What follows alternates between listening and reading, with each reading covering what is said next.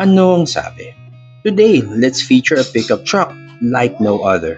It is different, it looks bold, they say it's the game changer, and it is a hybrid. Ito po ang BYD Shark 6 DMO. Let's go!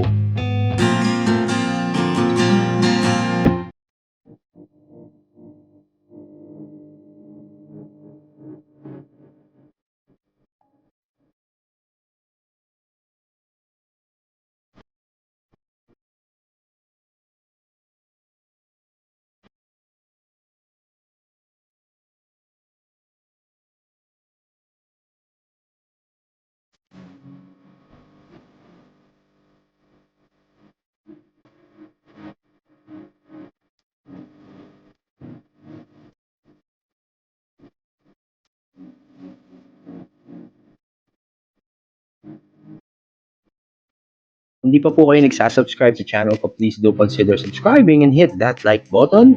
Maraming salamat po. When I saw the video of this pickup truck on the date that it was launched, I was truly amazed. Nakakamangha, kumbaga sa malalim na Tagalog term, yung sinasabi nilang anggara. As in, mamamangha ka talaga on what this pickup is all about. Talagang uusisain mo at titignan mo siyang mabuti. On the initial glance of this pickup, attention grabber na talaga eh. And seeing the big BYD emblem sa harap, as in ang laki. Para bang sobrang pinagmamalaki ng BYD yung bago nilang offering dito sa segment na to. I am sure nakuha nila ang atensyon ng big names or brands sa segment na to. Not only here, but for sure, worldwide. This pickup truck from BYD offers a different experience, make it in driving and owning one. Siyempre, this is super high-tech, very sophisticated. It has all those elements that makes you interested in a new car. If you look at its design concept, it looks bold and brave. Di ko rin ma-explain mabuti pero nakita agad yung malaking BYD letters dyan sa, alam mo yun, kahit ang layo, nasa likod mo siya, ang layo niya. Dalawang kanto ang layo sa'yo, kitang-kita mo, alam mo siyang BYD agad.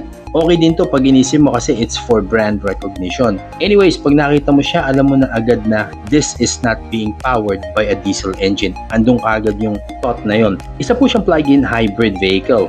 Combination siya ng two electric motors, one in the front and one at the rear. At na nakaka-surprise dito, it is fitted with a modest 1.5-liter turbocharged petrol engine. Gulat din ako, BYD use a normal engine for this. Kaya meron siyang dalawang power units na nagtutulungan para i-drive yung pickup na to. In the front wheels, connected dyan yung petrol engine, but not all the time. Pwede nating i-frame na andun lang siya mainly to assist pag kailangan na ng burst of energy or tulin. Depende sa drive mode na gagamitin, the petrol engine is there to charge the batteries and assist in driving the front wheels. Meron siyang battery charge or capability to provide a range of up to 100 kilometers on electric power alone. Kaya pag inisip niyo, if you're using this vehicle for commute or travel within the 100 kilometer range, hindi mo na kailangan gamitin yung gas engine niya. Very cost effective. Doon pa lang sa part na yun, ang laki na ng balik sa'yo, yung value na maibibigay niya instantly. At ang isang full tank of gas and fully charged batteries, it can last, as BYD says, tinest na po nila yan and it lasted more than 1,000. Amazing. This being a hybrid, meron siya ng regenerative braking, yung nawawalang energy, nagagamit niya, nababalik niya, nakakatulong para ma-charge yung battery. Yung mismong electric motor na ang pumipigil sa kanyang sarili, na pwede mong sabihin na nag-a-apply na agad yung brakes pag inalis mo yung tapak mo sa accelerator pedal. Kaya hindi masyadong gamit na gamit yung brake pads nito. Kaya nga sabi ng BYD, servicing is only once a year.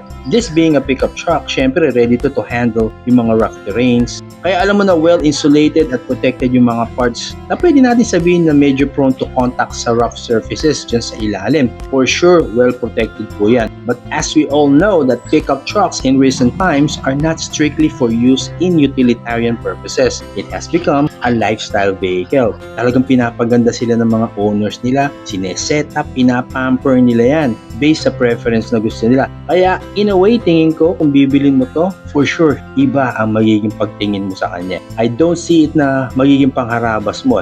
It just looks so much like a very special vehicle. Pero syempre kung kailangan na ipang-tow o pangkarga, of course, may kakayanan naman gawin yan ng BYD Shark 6 DMO. It's just that it is not something that you can compare to a regular powerhouse diesel like a Hilux or D-Max or even the Ranger with their diesel engines and its towing capacity. Pero in towing capacity, 2.5 tons and more than 800 kilos po ang payload capacity nito, and that is completely not bad at all. Syempre, as in everything that demands more power output means mas kailangan magtrabaho ng electric motors at pati na din yung engine niya. But on a normal city commute on a daily basis, with nothing at the back, talagang hindi kailangan magtrabaho masyado ng mga power units niya o yung electric motor at itong engine niya. Ngayon, pagpasok dito sa interior niya sa loob, it is like you're entering a different world. Para siyang cockpit ng aeroplano with the way the controls are laid out. A completely different experience. Yung sa look ng aesthetics na mararamdaman mo na sulit, talaga at tama ang decision mo in purchasing this vehicle. You will see the instrument panel and infotainment system that you can choose to be vertical or horizontal. But what will amaze you is the design of this console. Yung controls niya inside right here, para talagang control pad or cockpit ng aeroplano. Ang ganda. Yung mga upuan niya well positioned at ang ganda din ng leather material na ginamit. At ang dami nga nagsasabi nakakamangha ang comfort level na ino-offer ng ride quality nito. Kahit sa second row seat, makikita nyo medyo nakalin ang seating position mo. Doon pa lang alam mo na okay to sa malayong mga biyahe. May charging ports po sa likod at aircon vents. Now, to sum up the interior of this pickup, may elements na pagiging, I can still see some elements of being rugged.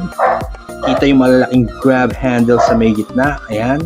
Diyan sa may console, may mechanical looking appeal din yung mga dito sa gear selector. Diba? Dahil nga sa concept niya, yung mga controls, but then functionality aspect, andun pa rin. Alam nyo, I've come to love vehicles that are like this. Yung talaga napapanahon na, kailangan na natin talaga i-embrace ang bagong technology na nandito na.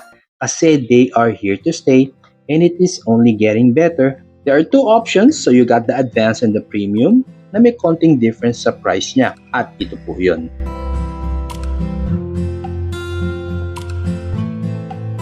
BYD calls their technology the BYD Super DMO. All-wheel drive po ito, may front motor which is what they call the permanent magnet synchronous motor.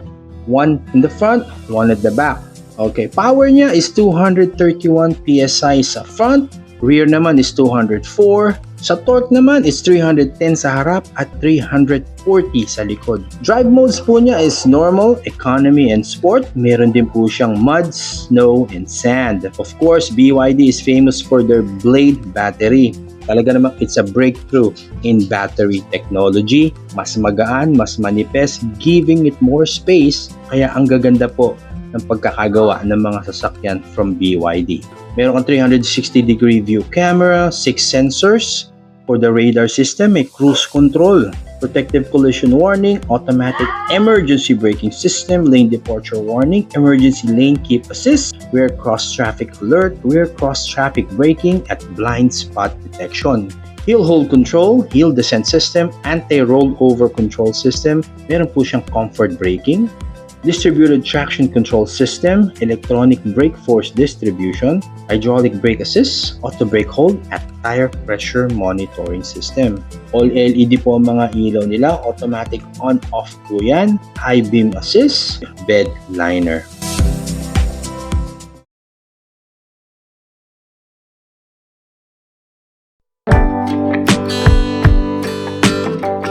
Sa pagtatapos, alam nyo, I never imagined na kaya palang gawin ito sa isang pickup truck. It is truly a game changer. It is a product of innovation and it's just setting the bar higher for this segment. Here's a vehicle that will excite you definitely. And definitely this will change the way the competition is on this segment. And BYD is in the forefront. Yeah, if you're looking to buy a new pickup truck and you want something different from what is common out there, tapos na ang paghahanap mo. Eto na siya. This is the BYD Shark 6 DMO. If you found some value on this video, please do consider subscribing and hit that like button. Maraming salamat po. Drive safe. I'll see you on the next one.